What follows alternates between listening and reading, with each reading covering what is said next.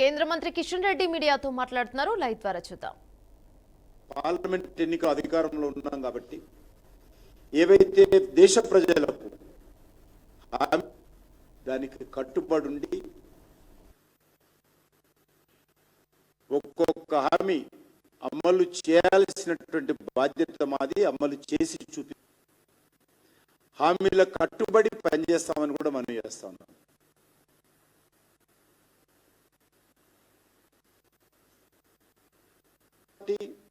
అనేక రకాల హామీలతో అధికారంలోకి వచ్చింది.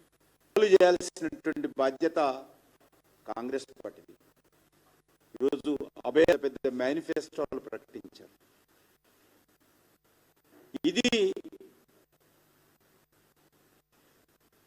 ఇందులో 6 గ్యారంటీలు ఉన్నాయి. ఇదే కాకుండా సబ్ గ్యారంటీస్ ఉన్నాయి. చేయాలి ఆయన. ఇది వదిలిపెట్టి ఈరోజు నిరుద్యోగులకు నిరుద్యోగ వృత్తి వదిలిపెట్టి నా మీద ఆరోపణలు చేస్తాను. మహిళలకు ఇవ్వాల్సినటువంటి 2,500 రూపాయలు వదిలిపెట్టి ఇతర విషయాల్లో దాడులు చేస్తాను నా మీద.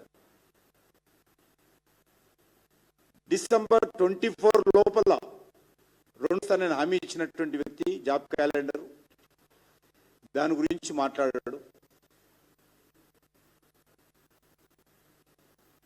రైతులకు సంబంధించి ఏవైతే హామీ ఇచ్చారో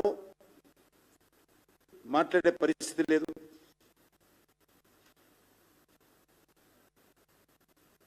ఇందిరమ్మ రైతు భరోసా దానికి 15,000 రైతులకు, కౌలు రైతులకు 15,000, కూలీలకు 12,000,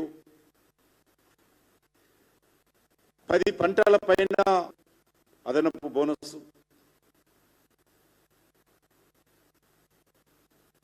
ఈరోజు ఈ రకమైనటువంటి అంశాల మీద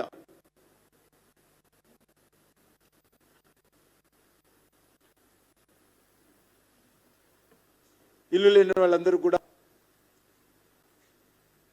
5 లక్షల రూపాయలు ఇంటి స్థలము, విద్యార్థులకు 5 లక్షల విద్యా భరోసా కార్డు, పెన్షన్ 1,000 రూపాయలు. వీటి మీద ఆయన ఆలోచన చేసి మాట్లాడితే బాగుంటుంది. తన బాధ్యతను విస్మరించి తను చేయాల్సిన పనులు ఏ హామీతోటైతే అధికారంలోకి వచ్చాడో కుండా గాలి మాటలు మాట్లాడుతూ విమర్శించడము మంచిది కాదు.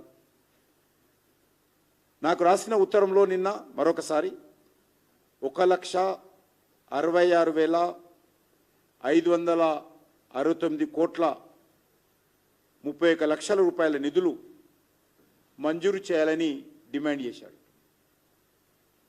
నాకు తెలిసినంతవరకు ఇటీవల కాలంలో ఏ రాష్ట్రానికి కూడా కేంద్ర ప్రభుత్వము ఇంత పెద్ద ఎత్తున నిధులు మంజూరు చేసినటువంటి పరిస్థితి లేదు.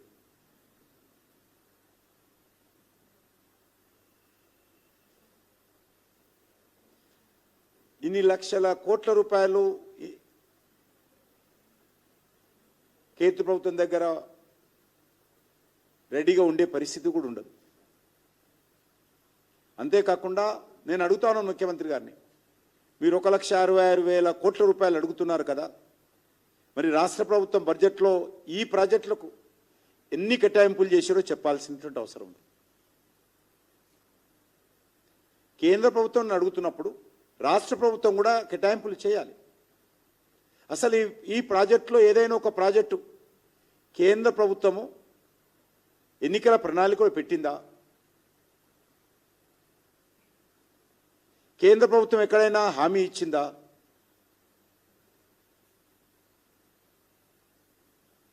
ఈరోజు ముఖ్యమంత్రి గారి స్టేట్మెంట్ చూసి ఆయన నా మీద ఇచ్చిన స్టేట్మెంట్ చూసి సీనియర్ ఆఫీసర్సే నవ్వుకునేటువంటి పరిస్థితి ఏర్పడింది.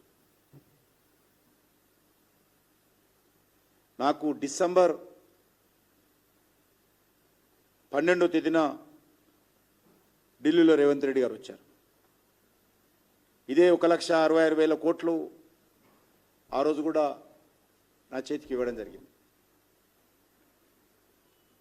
సీఎం గారు ఏ అంశాలైతే పొందుపరిచారో, ఏ మంత్రిత్వ శాఖకి సంబంధించినటువంటి వాటన్నిటిని కూడా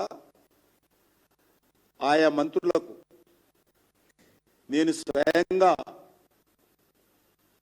ఆయన 23వ తారీఖు జనవరి 23వ తారీఖు నాడు నితిన్ గడ్కరీ గారికి, అశ్విని మనోలాల్ ఖట్టర్ గారికి, జలశక్తి మంత్రి సిఆర్ పాటిల్, నేను 23 జనవరి స్వయంగా నేను ఉత్తరాలు రాశాను. నేను వాళ్ళకి రాసినటువంటి ఉత్తరాలు కూడా అదే రోజు జనవరి 23కే నేను గౌరవ ముఖ్యమంత్రి గారు కూడా పంపించాను. మీరు నాకు ఉత్తరం రాశారు, ఈ అంశాలు ఎందుకో మీరు లేవనెత్తారు, వీటన్నిటిపైన కూడా నేను సంబంధిత మంత్రులకు ఉత్తరాలు రాస్తాను. ఆ కాపీలు, మంత్రులకు రాసిన కాపీలు కూడా నేను గౌరవ ముఖ్యమంత్రి గారు పంపించాను. ఇంత పద్ధతి ప్రకారం మేము పనిచేస్తాం. వాస్తవం ఈ రకంగా ఉంటే నా బాధ్యతని నెరవేర్చలేదని, నేను ప్రాజెక్టులను అడ్డుకుంటున్నానని ముఖ్యమంత్రి ఒక వితండవాదము చేసేటువంటి ప్రయత్నం చేస్తూ ఉన్నారు. ముఖ్యమంత్రి నాకు ఉత్తరం రాసి 2.5 నెలలైంది. ఈ 2.5 నెలల్లో ప్రాజెక్టులను మంజూరు అవుతాయా? 1,55,000 కోట్ల రూపాయలు ప్రాజెక్టులు మంజూరు అవుతాయా? అసలు ఏం మాట్లాడుతున్నారు గౌరవ ముఖ్యమంత్రి గారు? రీజనల్ రింగ్ రోడ్ గురించి రాశారు. రీజనల్ రింగ్ రోడ్డు అసలు తయారు చేసిందే ప్రాజెక్టు మేము. నేను వ్యక్తిగతంగా ఇనిషియేటివ్ తీసుకొని మంజూరు చేయించినటువంటి ప్రాజెక్ట్ అది. ప్రధానమంత్రి గారిని ఒప్పించి చేశాను. దీని విషయంలో నేను కేసీఆర్ గారికి అనేక ఉత్తరాలు రాశాను, మీకు కూడా ఇప్పుడు కాపీలు ఇస్తున్నాను.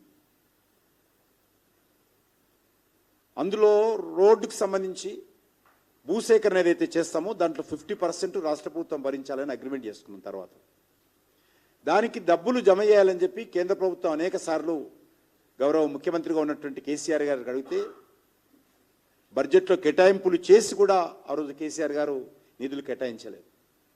ఆ విషయంలో 10 సార్లు నేను ఉత్తరాలు రాశాను. రేవంత్ రెడ్డి గారు ముఖ్యమంత్రి అయిన తర్వాత కూడా రాశాను. రీజనల్ రింగ్ రోడ్డు కావాల్సినటువంటి భూసేకరణకు సంబంధించి రాష్ట్ర ప్రభుత్వము నిధులు జమ చేయండి అని చెప్పి నేను రేవంత్ రెడ్డి గారికి ఉత్తరం రాశాను.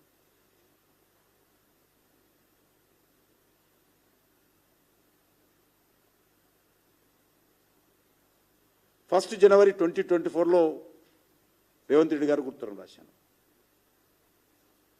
2,585 కోట్ల రూపాయలు రాష్ట్ర ప్రభుత్వం 50% ల్యాండ్ ఎక్విజిషన్ వాటా అవుతుంది, దాన్ని భరించాలని చెప్పి కోరాను.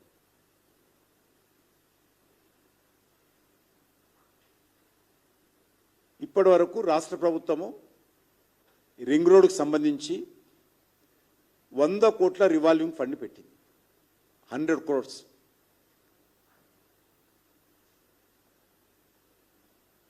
రాష్ట్ర ప్రభుత్వ బడ్జెట్ అది ఈరోజు వరకు. దీనికి సంబంధించి నేను ఈ మధ్యలోనే, ఈ వివాదం రాకముందే